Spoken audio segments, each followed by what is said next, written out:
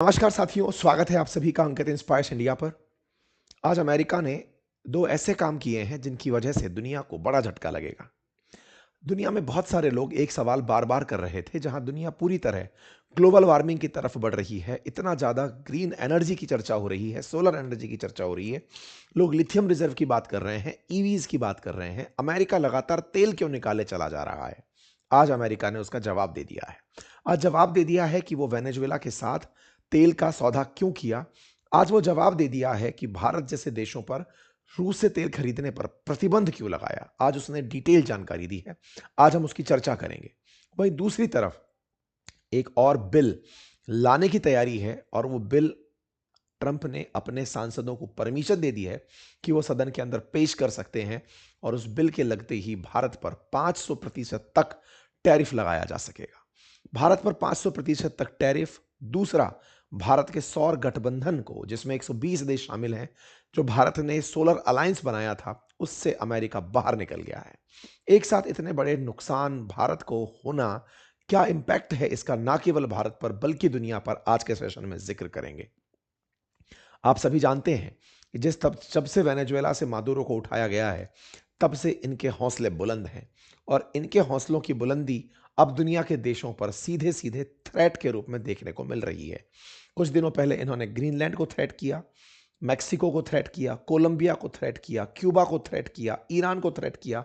इन सब के साथ ये थ्रेट खेल रहे हैं। अमेरिका के द्वारा जितनी भी थ्रेट्स हैं, उन पर हमने ऑलरेडी सेशंस किए हैं। हमने आपको सेशंस में जानकारी दी है कि ईरान को क्या बोला, ग्रीनलैंड को क्या बोला। ऐसे में ये थ्रेट बढ़ते बढ़ते अब भारत तक का पहुंची है। भारत तक जो थ्रेट पहुंची है, उसमें 500% टैरिफ की बात की गई थी, जो बहुत पहले की गई थी। उसके लिए अब बिल लाने की मंजूरी दे दी गई है। इसका मतलब ये हुआ कि अगर भारत रूस से तेल खरीदता रहा तो 500% तक टैरिफ इन्हें देना पड़ेगा। इतना ही नहीं, ट्रंप ने दुनिया के 66 इंटरनेशनल ऑर्गेनाइजेशन से अमेरिका को बाहर निकाल दिया है। 66 इंटरनेशनल ऑर्गेनाइजेशंस जिससे बाहर निकाला गया है, उनमें हमारा इंटरनेशनल सोलर अलायंस भी शामिल है, जिससे बाहर निकलकर ट्रंप ने यह बता दिया कि वो ग्रीन एनर्जी नहीं चाहता। वो नहीं चाहता कि सोलर एनर्जी पर काम हो, वो नहीं चाहता कि पर्यावरण संरक्षण हो, वो नहीं चाहता कि दुनिया ये समझे कि आने वाला समय ईवी का है। अगर ट्रंप है तो आने वाला समय तेल का है, और तेल से अगर दुनिया बर्बाद भी होती है तो अमेरिकियों के लिए उसने ग्रीनलैंड ढूंढ लिया है। अमेरिकियों को ले जाकर वो ग्रीनलैंड पर बसा लेगा, बाकी लोग अपनी जैसी चाहें स्थिति में रहें। अमेरिकियों ने मार्स की तरह ग्रीनलैंड को अपना टारगेट बना लिया है, जहां पर खूब पीने का पानी है, बढ़िया ठंड है। दुनिया ग्लोबल वार्मिंग से अगर बर्बाद भी होती है तो पैसे वाले अमेरिकी ग्रीनलैंड जाकर शिफ्ट हो जाएंगे, बाकी गरीबों के लिए अमेरिका चिंता नहीं करेगा। अमेरिका ने साफ साफ ये कह दिया है। तो आइए इन सब का इंपैक्ट जानेंगे, क्योंकि इन सब इंपैक्ट से भारत के बाजार प्रभावित होंगे। भारत के साथ साथ ना केवल भारत के बाजार प्रभावित होंगे, अंतर्राष्ट्रीय बाजार भी, क्योंकि अंतर्राष्ट्रीय स्तर पर जब आप 500% टैरिफ की बात कर रहे हैं तो भारत का, चीन का, ब्राजील का, इन सब का बाजार हिलेगा। इतना ही नहीं, जब आप सोलर एनर्जी से बाहर निकल रहे हैं तो सीधा सा मतलब है कि आप ग्रीन एनर्जी या फिर आने वाले समय में ईवी के मार्केट को चलने नहीं देंगे। और अमेरिका अगर वो बाजार नहीं चलने देगा तो क्या उसका इंपैक्ट ग्रीन एनर्जी ड्रिवन जो प्रोजेक्ट्स हैं उन पर होगा। यानी कुल मिलाकर बाजार पर इसका असर होगा। और जब जब बाजार के स्टॉक मार्केट प्रभावित होते हैं, या तो क्रिप्टो के बाजार चढ़ते हैं या गोल्ड के बाजार चलते हैं, इन सब की बातें हमने बातें बाजार की पर की हैं। हमारा एक यूट्यूब चैनल, जिस पर लगातार हम क्रिप्टो के रिलेटेड एक पूरी प्रॉपर सीरीज लेकर आए हैं, फ्री ऑफ कॉस्ट है। जिन्हें भी क्रिप्टो में इंटरेस्ट है वो जाकर इसे देख सकते हैं। और हाँ, बाजार का असर हो और बाजार के असर से आप भी अगर प्रभावित होकर के स्टॉक्स में इंटरेस्ट लेते हैं, तो हमने आपके लिए प्रॉपर तरीके का फंडामेंटल ऑफ स्टॉक मार्केट का एक कोर्स लाया हुआ है, आप इसे देख सकते हैं। म्यूचुअल फंड में इन्वेस्टमेंट के लिए एक प्रॉपर कोर्स लाया हुआ है, आप इसे भी देख सकते हैं। आपको हम ये जानकारी देंगे, प्रॉपर अनुभव के आधार पर आप इसको एक्सेस कर सकते हैं। चलिए मेरे प्यारे साथियों, तेल से रिलेटेड चर्चाएं बहुत हुई। तेल से रिलेटेड चर्चाओं में अमेरिका भारत को रूस से तेल नहीं खरीदने देना चाहता, ये बात जग जाहिर थी। लेकिन सबको एक बार के लिए लगा कि इनका यूक्रेन से प्रेम है, यूक्रेन से रूस युद्ध ना करे, इसलिए ये रोकना चाहते हैं। धीरे धीरे अब ये पर्दा भी हटने लगा है। अमेरिका यूक्रेन से सिंपैथाइज नहीं करता। यूक्रेन को मरने से रोकने के लिए भी वो कोई प्रयास नहीं करना चाहता। वो केवल ये चाहता है कि बाजार में रूस सरवाइव किया, क्योंकि वो तेल बेच रहा था, तो रूस तेल ना बेचे और तेल बिके तो वो केवल अमेरिका का। बस इसी चाहत में अब वो आगे का खेल कर गया है। आगे के खेल में भारत से कहा गया है कि अगर आप अभी भी रूसी तेल खरीदते हो, चाइना से भी यही कहा गया है, ब्राजील से भी यही कहा गया है, तो आपको 500% टैरिफ देना पड़ेगा। आपको याद होगा जब बाइडेन थे तो भारत तेल इसलिए खरीद पा रहा था क्योंकि भारत बाइडेन को यह समझाने में कामयाब हुआ था कि भारत के लिए कैसे रूसी तेल खरीदना जरूरी है। वैश्विक कीमतों को बेअसर करने के लिए, बढ़ती कीमतों को बेअसर करने के लिए हमें रूस का तेल खरीदना क्यों जरूरी है। लेकिन जब ये आए तब इन्हें कुछ समझ नहीं आया। इन्होंने सीधा कहा कि मुझे तेल कंपनियों ने फंड किया है, मैं बढ़िया से तेल कंपनियों के लिए काम करूंगा, मैं अमेरिकी तेल बेचूंगा, आप रूस से तेल खरीदना बंद करिए। रूस से तेल खरीदना बंद करने के लिए फिलहाल इसने यूक्रेन का बहाना लिया था। अगर यूक्रेन ना भी होता तो ये कोई और बहाना लेता, कुल मिलाकर रूस को तेल बेचने से रोकने के लिए कुछ भी करता। ये कोई और बहाना ले सकता था कि रूस ने कभी क्रीमिया पर हमला किया था, ये कर दो, रूस ने कभी चेचन्या विद्रोहियों के साथ ये किया था, ये कर दो।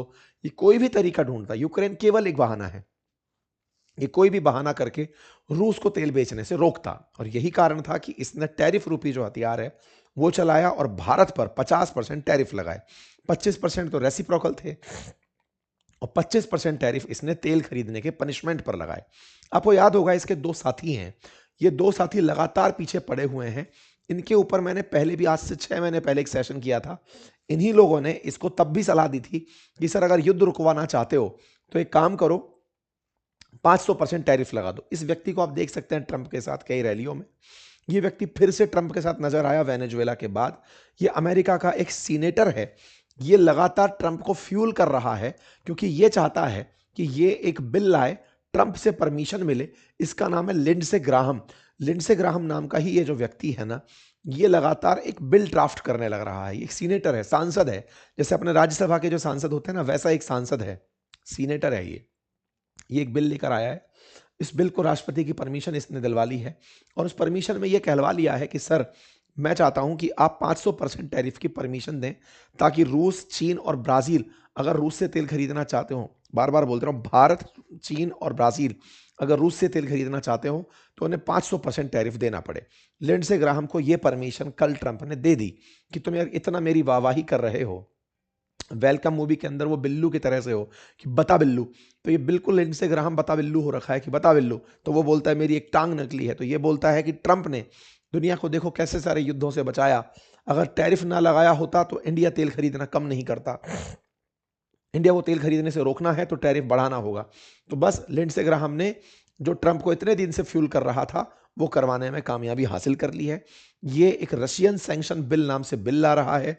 ये बिल पहले पास होगा सीनेट से, फिर पास होगा बाकी अन्य हाउसेस से, यानी कि हाउस ऑफ रिप्रेजेंटेटिव से, फिर राष्ट्रपति के इस पे हस्ताक्षर हो जाएंगे और ये कानून बन जाएगा। इसका नाम होगा, इस बिल का नाम सैंक्शन ऑफ रशिया एक्ट 2025, जिसका असर ये होगा कि रूस से तेल खरीदने पर भारत को अमेरिका सामान बेचने पर 500% टैरिफ देना पड़ेगा। ठीक है, टैरिफ का असर क्या होगा? भारत का व्यापार पूरी तरह प्रभावित होगा, हमारे एक्सपोर्ट बाधित होंगे। ऑलरेडी हमारे ऊपर 25% टैरिफ तो रेसिप्रोकल लगा हुआ है और 25% पनिशमेंट का टैरिफ लगा हुआ है। इस बात का कि भारत रूस से तेल खरीदता है, इस बात का, जिसके चलते भारत ने रूसी तेल खरीदने पर इन दिनों थोड़ी कमी भी दिखाई है।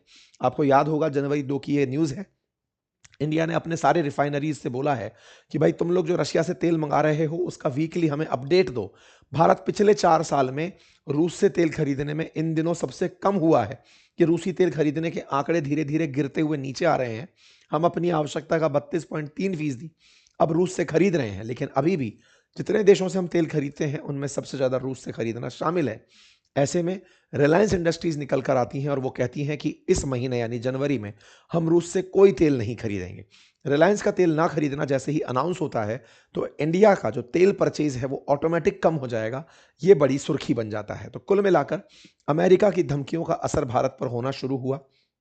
भारत ने रूसी तेल खरीदना कम किया और तो और हम धीरे धीरे इस काम में समय ना लगा जाए, इसलिए हमें और धमकाया गया 500% का टैरिफ देते हुए। इस बात का ट्रंप ने मजाक भी बनाया और कहा कि मोदी मुझे खुश करने का प्रयास कर रहे हैं, वो इस तरह से टैरिफ लगा करके, इस तरह से इंपोर्ट कम करके मुझे हैप्पी करने का प्रयास कर रहे हैं। खैर, इनकी जो भी बातें हैं, इन सब से एक चीज तो तय है कि भारत टैरिफ के चलते एक्सपोर्ट को बाधित होता हुआ देख रहा है। भारत के जुलाई के जो एक्सपोर्ट थे वो अगस्त में कम हुए, सितंबर में कम हुए, अक्टूबर में कम हुए, ये साफ साफ दिखाई पड़ रहे हैं। भारत अमेरिका से एक्सपोर्ट में लगातार अब पिछड़ता चला जा रहा है, जिसका नुकसान भारत की अर्थव्यवस्थाओं को हो रहा है। मजबूरी यह है कि भारत पहले इस पर प्रतिक्रिया दिया था। जिस समय लिंडसे ग्राहम ने सबसे पहले बात उठाई थी, उस समय हमने यूरोप का हवाला देते हुए बात की थी। लेकिन अब हमारी प्रतिक्रिया भी बेअसर है, क्योंकि अमेरिका में एक नेक्स्ट लेवल का कॉन्फिडेंस आ चुका है। वो सबसे झगड़ चुका है। टैरिफ के नाम पर वो चाइना के साथ खेल खेल चुका है। वेनेजुएला के मादुरो को उठा चुका है। यूक्रेन के खिलाफ, रशिया के खिलाफ सैंक्शन की बातें कर रहा है। तो अभी फिलहाल के लिए ये व्यक्ति पूरी तरह छुट्टा सांड हो गया है। अब ये दुनिया के अंदर कुछ भी तहलका मचाना चाह रहा है। अब ये जो बात है कि ये कर क्या रहा है, इसका असर भारत की अर्थव्यवस्था पर तो नकारात्मक होगा ही, लेकिन दुनिया को यह समझना होगा कि इसे रोकने के लिए अब पूरी दुनिया को भी एक अगर होना पड़े ना, तो भी शायद अमेरिका कंट्रोल में नहीं आ सकता। आप पूछेंगे वो कैसे? सारी की सारी बातों का सार आप निकालने निकलिए तो आप पाएंगे कि जब से ये व्यक्ति आया है, डे वन से एक चीज का दिमाग में फितूर लगाया हुआ है कि मुझे तेल कंपनियों ने पैसा दिया था, मैं उनके लिए काम करूंगा। उनके लिए काम करूंगा तो अमेरिका का तेल बिकना चाहिए। और अमेरिकी तेल कंपनियों ने दुनिया भर में जहां जहां फैक्ट्री लगाई हुई है, रिफाइनरी लगाई हुई है, वहां से तेल निकल के आना चाहिए। तो इसने बकायदा प्रॉपर तरीके से वेनेजुएला पर जो हमला प्लान किया, वो असल में वेनेजुएला का कब्जा इसीलिए था ताकि वो तेल निकाल सके। बहुत से लोगों के दिमाग में प्रश्न आया। कल हमारे पास एक बहुत ही अच्छा कमेंट लिखा हुआ आया कमेंट बॉक्स में कि सर एक बात बताइए, दुनिया तो एक तरफ ग्रीन एनर्जी की तरफ बढ़ रही है, सोलर एनर्जी की तरफ बढ़ रही है, लेकिन अमेरिका तेल के पीछे क्यों पड़ा हुआ है? इसके पीछे का कारण मैं आपको आज समझाता हूं। असल में अमेरिका को दुनिया से कोई मतलब नहीं है। वो पूरी तरह से अब हाइड्रोकार्बन्स पर वापस लौट रहा है। ये उसी जमाने में लौट रहा है जब पेट्रोल से, कोयले से काम हुआ करता था। इसका मानना है कि जो मेरे पास रिसोर्सेस हैं, पहले मैं उनका कंप्लीट दोहन करूंगा, उन्हें कंज्यूम करूंगा। फिर आप पूछेंगे दुनिया के और देश भी ऐसा करने लगेंगे। भारत जैसे देश, चीन जैसे देश, इनके पास तेल है नहीं। इन्हें तेल मंगाना पड़ता है। तो हम तो तेल मंगा के खर्च करेंगे। इसके पास तो तेल है और नहीं है, तो इसने कब्जा कर लिया। तो तेल को कब्जा करके ये पहले उस तेल को बेच के पैसे कमाना चाहता है। सर लेकिन इस तेल को बेचने से तो बहुत ज्यादा दिक्कत हो जाएगी। दुनिया के अंदर पॉल्यूशन बढ़ जाएगा, ग्रीन ग्रीन ग्लोबल वार्मिंग बढ़ जाएगी, टेम्परेचर दुनिया का बढ़ जाएगा, ग्लेशियर्स पिघल जाएंगे, अतिवृष्टि बढ़ने लगेगी, समुद्र का जल स्तर बढ़ने लगेगा। अरे ओवरऑल क्या होगा ये बताइए? ओवरऑल यही होगा ना कि इंसान जी नहीं पाएगा। ये चाहता भी नहीं है कि आप जिए। अमेरिका का मानना है कि केवल अमेरिका बचना चाहिए, दुनिया सारी समाप्त हो जाए, कोई दिक्कत नहीं है। इसी की प्लानिंग में ये लोग ग्रीनलैंड की तैयारी कर रहे हैं। इनका मानना है एक दिन समुद्र स्तर बढ़ेगा, ग्लेशियर्स पिघलेंगे, तापमान बढ़ेगा, सब कुछ होगा, कोई बात नहीं, तो रहने लायक ग्रीनलैंड बचेगा, वहां जाके रह लेंगे। थोड़े दिनों बाद ये ग्रीनलैंड के बाद अंटार्कटिका की बात करेंगे कि अंटार्कटिका जाकर ले लेंगे, वहां पर रह लेंगे। दुनिया में सब चीजें हमेशा के लिए थोड़ी होती हैं और हर व्यक्ति हमेशा के लिए नहीं है। तो ट्रंप उस मानसिकता के साथ अभी फ्यूल को, पेट्रोलियम फ्यूल्स को बर्न करने में लगे हुए हैं।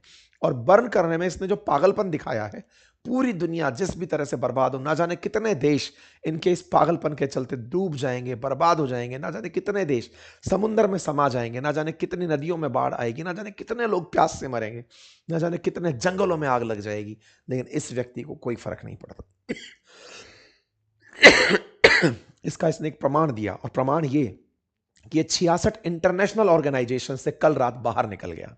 ये 66 इंटरनेशनल जो ऑर्गेनाइजेशंस थी, उनमें से एक इंटरनेशनल सोलर अलायंस भी था जो भारत ने बनाया था, जो दुनिया के अंदर सोलर एनर्जी की अलग जगा रहा था कि दुनिया सोलर एनर्जी, रिन्यूएबल एनर्जी में आगे बढ़े, ईवीज में आगे बढ़े, दुनिया किस तरह से इलेक्ट्रिक व्हीकल्स को, इसने 66 ग्रुपों से बाहर निकाल दिया।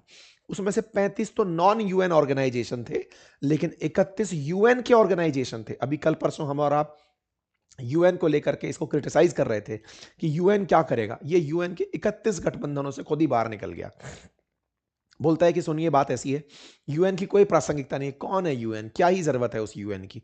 क्योंकि आप वेनेजुएला के केस में कह रहे थे ना कि यूएन के अंदर बैठक बुलाई गई है, अमेरिका के खिलाफ बातें हो रही हैं, अमेरिका पर एक्शन लेने के लिए दबाव बढ़ाया जा रहा है। इसने कहा मैं हुई नहीं तुम्हारा सदस्य, क्या बिगाड़ लोगे मेरा? अमेरिका अब ऊपर चला गया है, इतना ऊपर कि अब ये लिखते ही अमेरिका फर्स्ट है और अमेरिका ही सर्वे सर्वा है। इन्होंने बकायदा लिख दिया कि हम अमेरिका फर्स्ट की नीति अपनाते हुए इन फालतू की चीज़ों से, जो वेस्टफुल इंटरनेशनल ऑर्गेनाइजेशंस हैं, हम इसमें से निकल रहे हैं, ये यूजलेस हैं, ये एंटी अमेरिकन्स हैं, इन्हें हमें रखने की ज़रूरत नहीं है। इस तरह से अमेरिका ने खुद को यहाँ से बाहर निकाल दिया। विड्रॉल ऑफ वेस्टफुल, इनइफेक्टिव और हार्मफुल इंटरनेशनल ऑर्गेनाइजेशन। सोचिए, अमेरिका के हित में नहीं है तो हार्मफुल है।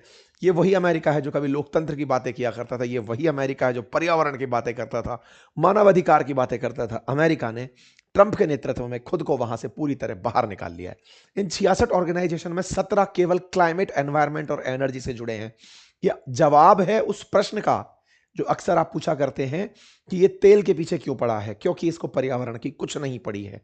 उसके बाद 12 है इकोनॉमिक डेवलपमेंट से रिलेटेड एग्रीमेंट्स, उनसे बाहर निकला है।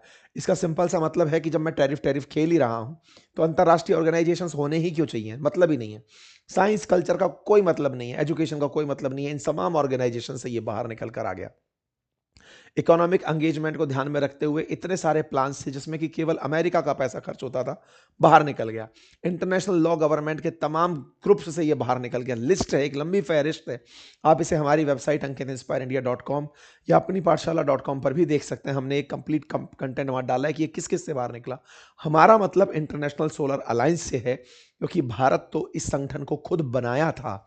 गुड़गांव में इसका हेडक्वार्टर है। इसके अंदर दुनिया के 120 देश शामिल हैं। हम चाहते हैं कि वर्ल्ड के लोग इंटरनेशनल सोलर के लिए काम करें।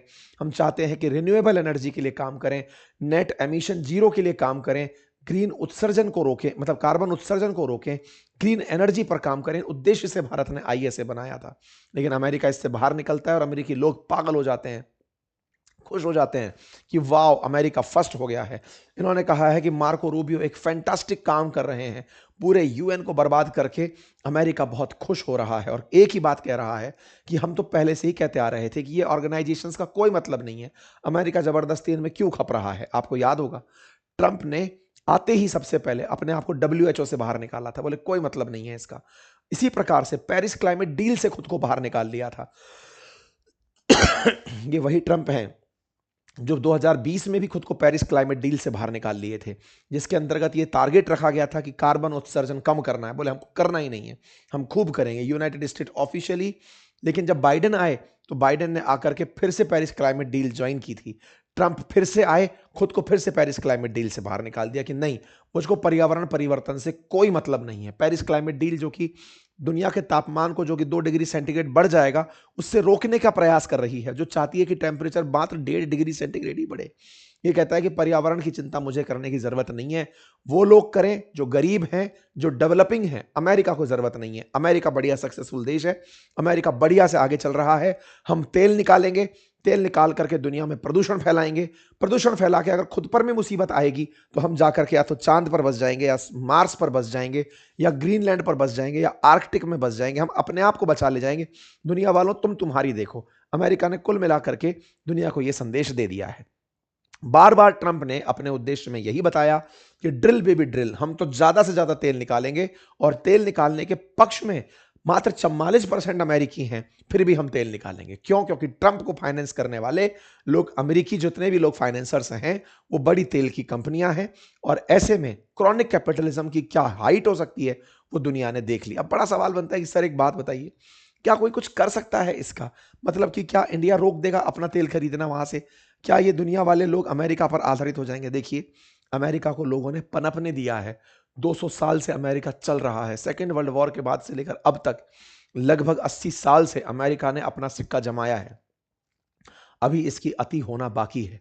ये अपनी जिस अति पर चलते हुए फिलहाल वेनेजुएला पर कब्जा कर गया है, दुनिया भर के ऐसे देशों पर ये बहुत से एक्शन अभी लेगा जो कि आप कल्पना नहीं कर सकते। ऐसे में क्या भारत के लिए नुकसानदायक है? जैसा मैंने आपसे कहा कि भारत को अब इसकी बात मानते हुए रूस से तेल लेना रोकना ही पड़ेगा, और कोई अल्टरनेटिव नहीं है। क्योंकि अभी जिस मूड में ये है, इसका डर खत्म हो गया है। साथियों, अक्सर ये कहा जाता है कि जिसका एक बार शर्म खत्म हो जाए, जिसकी हया खत्म हो जाए, जिसके अंदर डर खत्म हो जाए, वो सबसे विध्वंसकारी बन जाता है। इलाज उसका समय करता है, उसकी सृष्टि उसका इलाज करती है, प्रकृति उसका इलाज करती है। लेकिन ट्रंप जिस मोड में अभी चल रहा है, अभी उसका इलाज शायद कोई भी करने का इंतजार भी नहीं कर रहा है। फिलहाल के लिए ट्रंप ने जिस तरह से वेनेजुएला के ऊपर कब्जा किया, सबसे पहले सोचकर देखिए, कहा गया है कि इनसे 30 से लेके 50 बिलियन मिलियन बैरल तेल तो अमेरिका पहले खुद निकालेगा, फिर अमेरिकन का खर्चा पानी सेट करेगा, तब जाकर हम बेचेंगे। कुल मिलाकर के एक ही बात है कि अमेरिका को पर्यावरण की कोई दिक्कत नहीं है। बाकी आप लोग मस्त रहिए, अपना अपना जीवन बचाइए।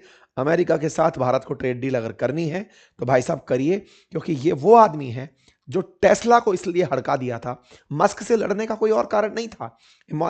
एलॉन मस्क से लड़ने का एकमात्र कारण था, Elon Musk electric vehicle Tesla चला रहा है, ज्यादा पैसा दे दिए तेल कंपनी वाले।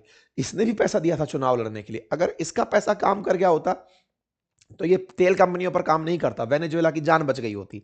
लेकिन तेल कंपनियों ने ज्यादा पैसा दे दिया, बेचारा इसका पैसा कम पड़ गया, इसका धंधा पिटवा दिया वो। क्योंकि टेस्ला कैसे बिकेगी, टेस्ला तो ईवी है, तो इससे कोई दिक्कत नहीं। पर इसको समझाया गया, इन दिनों ये वापस से दिखा है, इसको दिखाया गया कि तू चिंता क्यों कर रहा है, तेरे को और धंधा दिलवा देंगे यार, क्या लोड ले रहा है तू, स्टारलिंक बेच, तेरा आराम से स्पेस एक्स चला, तू दुनिया के अंदर डेटा सेंटर खोल, कुछ और बढ़िया कर, ट्विटर से पैसे कमा, तो क्यों इसके पीछे पड़ रहा है कि तुझे मतलब तेल वो ईवी बेचनी है। तो एलॉन मस्क जिसको बाहर किया गया था, उसके पीछे का उद्देश्य भी अब क्लियर हो चुका है। अब धीरे धीरे अमेरिका अपने पुरानी नीतियों पर लौट रहा है। ऑयल के प्रति अमेरिकी प्यार अब दिखने लगा है। भारत को आवश्यकता है कि इसको जल्दी से समेट लिया जाए, अदरवाइज ये भारत को बहुत नुकसान पहुंचाएगा। पर्यावरण के लिए पूरी दुनिया के देश फिर एकजुट हों, समझें कि पर्यावरण किसी एक की नहीं, दुनिया की साझा विरासत है। अमेरिकियों को सद्बुद्धि एक दिन जरूर आएगी, अन्यथा अमेरिका के साथ दुनिया के देशों को कोई ना कोई एक्शन लेना पड़ेगा। बयानबाजी से कुछ नहीं होगा। मैं बोल दूं कि अमेरिका के खिलाफ कुछ करो, कुछ नहीं होगा भाई साहब। अमेरिका का ही प्लेटफॉर्म है जिस पर आप मुझे सुन रहे हैं। अमेरिका वाले जिस दिन चाहें दुनिया भर की आवाजों की बोलती बंद कर दें, अब वो उस मोड में चल रहे हैं। बाकी आप लोग अपने समझदार हैं, बताइए क्या लगता है आपको, क्या करना चाहिए। फिलहाल के लिए इतना ही। चैनल पर नए हैं तो सब्सक्राइब कर लीजिए, अपने साथियों के साथ इसे जरूर साझा करिए। अगर आपको जानकारी पसंद आती है तो अपनी राय कमेंट बॉक्स में जरूर दीजिए, और रिक्वेस्ट रहेगी चैनल को सब्सक्राइब करने की, प्लीज़ इसे सब्सक्राइब कर अवश्य कर लीजिए। और मैंने कल एक बहुत ही अल्टीमेट सेशन किया था, शायद आप लोगों को समझने में थोड़ा सा समय लगेगा कि उसकी आवश्यकता क्यों थी। अमेरिका के इस सोच के पीछे की क्या सोच है, यानी कि what is the thought behind America, America महाशक्ति कैसे बना, उसका एक वीडियो हमने इसी चैनल पर किया हुआ है, उसे जरूर देखिएगा। Thank you so much.